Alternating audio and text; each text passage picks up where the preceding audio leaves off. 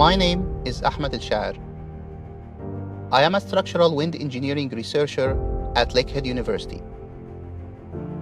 My research focuses on enhancing safety and sustainability of our built environment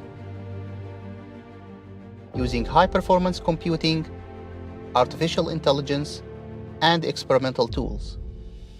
Together with Aurora Aerial and Ryerson University, we are ensuring the safety of drone transportation of medical resources, from urgent supplies to organs between urban hospitals.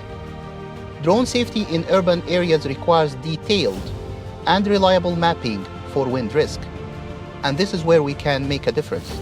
We are now capable of estimating the wind speed and its turbulence in real time across an entire city by linking the meteorological data from wind stations to our wind risk mapping model.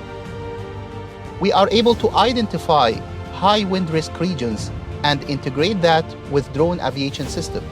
The benefit of microclimate mapping will go beyond drone aviation and its medical applications.